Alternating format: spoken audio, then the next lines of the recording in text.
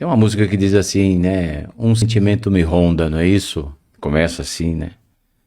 E acredito que esse movimento do espiritismo é alguma coisa que vem no momento correto na vida de cada um de nós, né? No momento certo. Embora eles nos procurem em determinadas etapas, a gente recusa e tudo mais, mas chegando ao termo, agora tem que ser que acontecer, ela acontece. O, de certa maneira, o meu pai ele tinha assim um certo namoro com o espiritismo, né? Nossa família era oriunda de Recife. Meu pai e minha mãe eram pernambucanos, eu sou pernambucano, né? E no meio da formação da nossa família, nasceu meu terceiro irmão, eu era o segundo, meu irmão mais velho, eu era o segundo, veio o terceiro irmão, e esse nosso irmão, ele nasceu com um problema congênito, né, de coração, o chamado VIC, que é ventriculação trocada. O arterial seguia pelo venoso e o venoso seguia pelo arterial.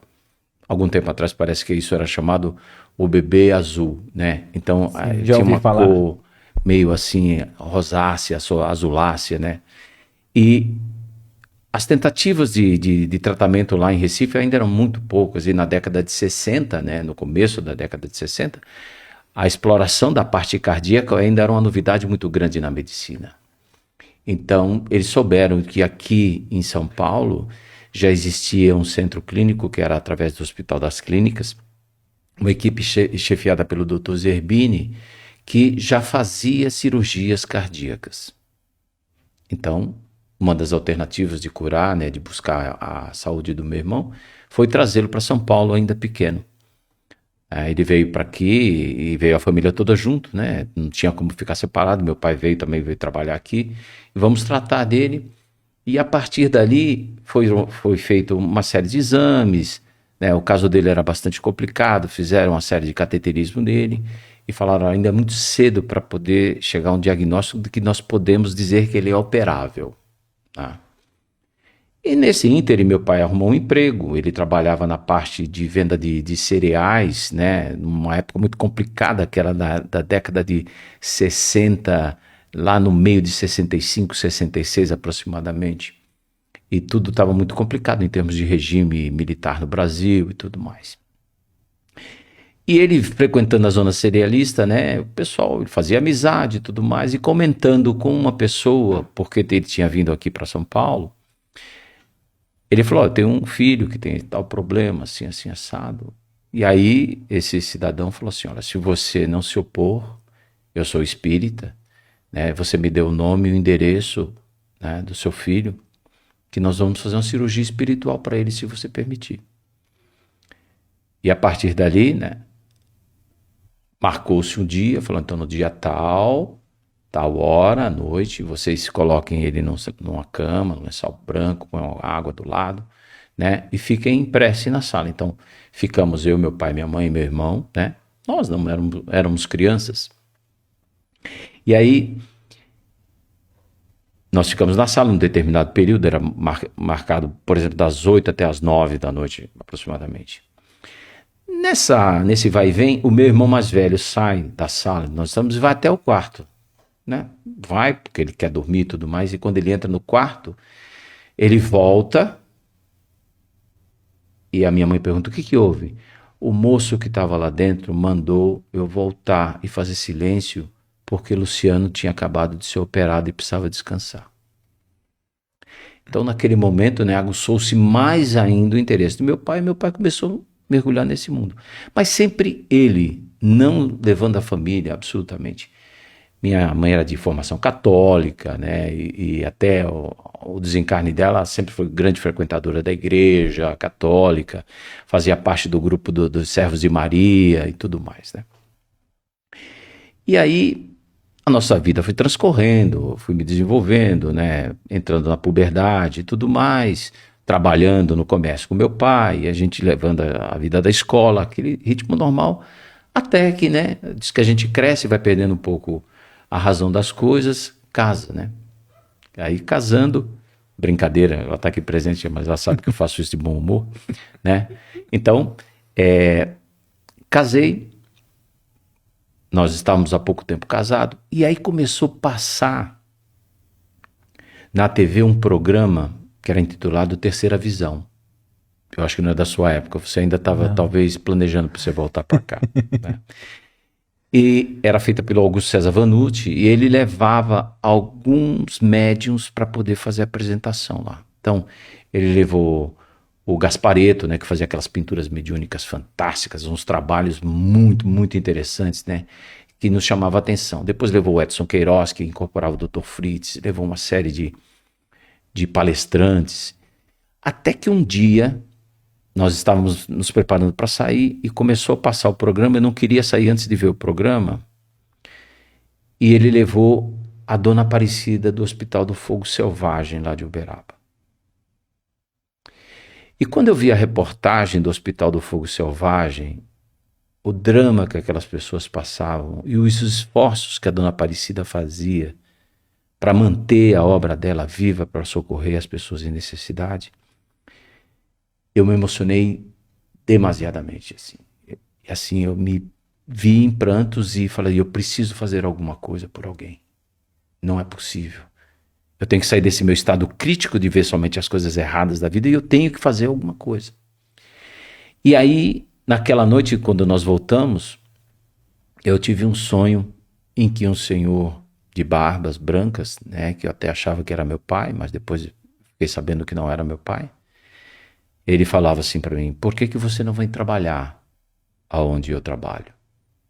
E eu falei para minha esposa, eu preciso fazer alguma coisa por alguém, né? Eu preciso ir até a Federação Espírita, que é onde o meu pai ia de vez em quando. Eu preciso ver o que eu posso fazer para ajudar as pessoas. Ela falou, isso, vai lá. Me incentivou. E aí eu comecei a minha peregrinação na Federação Espírita do Estado de São Paulo como um assistido. Então fui assistir as palestras, tomar passe. E deixa eu te perguntar, antes de você dar sequência aí, o seu irmão teve um bom resultado naquela...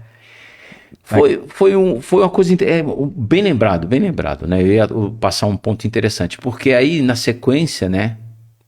Conforme ele foi crescendo, ele estava com 3 para 4 anos na época que fez a primeira bateria de exame, ele cresceu, foi se desenvolvendo muito à mercê do que tinha em termos de problema cardíaco, e aí nós voltamos para Recife, né? E ficamos lá. E aí um dia, e ela sempre levava eles nos médicos e tudo mais, para ver a situação dele, porque ele tinha grande dificuldade de respiração, né? Se cansava muito facilmente por problemas cardíacos que ainda continuava e tudo mais. E aí ele chegou um dia para minha tia, que nós morávamos com uma tia quando voltamos para lá, meu pai viajava, né? E de princípio nós nos acomodamos na casa da minha tia Dulce, tá lá em Recife. Já seus 90 e poucos anos, né? Uma pessoa, realmente um doce de pessoa. E ela chegou e falou, ele chegou para ela e falou assim, tia, quem é o dono dos aviões? Aí ele falou assim, como assim, meu filho? Quem é que manda nos aviões? E naquela época minha tia namorava com um oficial da aeronáutica. E ela pegou e falou assim, olha, quem manda nos aviões é o brigadeiro. Dá para a senhora escrever uma carta para ele, para mim? A minha tia, o que você quer, meu filho? Eu quero que ele me arrume um jeito de me levar para São Paulo para eu consertar meu coração. Olha. Ele estava nessa época com 6 para 7 anos de idade. E aí ela pegou e escreveu pro brigadeiro. Meu nome é Luciano Medeiros Cordeiro, eu tenho um problema no coração, eu não tenho condições de ir para São Paulo sozinho e tal, e eu gostaria de ver se o senhor me arruma uma passagem para mim e para minha mãe para eu poder ir até lá consertar meu coração. Caramba. E ela pegou, fez a carta e mandou pro comando da aeronáutica lá de Recife. Aí, certo dia, ela tá em casa, batem a porta, 2 PAs. PAs é da Polícia Aeronáutica, né? Homens fortes, altos e tal. Naquela época, então, do regime militar, né? Então, bateu na sua porta e falou assim, o que está acontecendo? Ela abriu, aí ele pegou e falou assim, o senhor Luciano Medeiros Cordeiro está aqui. Ela falou assim, é meu sobrinho, podemos falar com ele? Aí trouxeram, ela falou, mas ele é uma criança, sim. O brigadeiro quer falar com ele. Sem ela falar nada para minha mãe, para o meu pai, Ela levou ele até o comando da aeronáutica. O brigadeiro falou assim, eu quis conhecer o senhor pessoalmente, saber do seu caso, aí verificou o estado dele e arrumou 2 passagens, uma para ele e outra para minha mãe, para eles poderem vir para São Paulo para se consultar no Hospital das Clínicas para ver se ele podia consertar o coração dele. Olha que bacana. E aí, no avanço dos exames, que eram muito difíceis naquela época, né? Era só o cateterismo que tinha, inicial e tal, o médico pegou e falou assim, olha, nós fizemos o exame aqui, quando foi a última cirurgia dele? Aí minha mãe falou, mas ele não fez cirurgia. Não, aqui ele tem indícios de que ele sofreu uma cirurgia. Não, mas ele não sofreu cirurgia, não. Não, senhora, vai me desculpar, mas existe uma cicatriz aqui de uma cirurgia que foi feita nele. Mas ele ainda precisa, o caso dele é grave, ele tinha um problema muito grande, que era o chamado sopro do coração, que não era um sopro, era um verdadeiro vendaval, porque os músculos cardíacos não haviam sido colados, né? Porque são 2 partes do músculo que cola. E aí ele submeteu depois a cirurgia, né, cardíaca.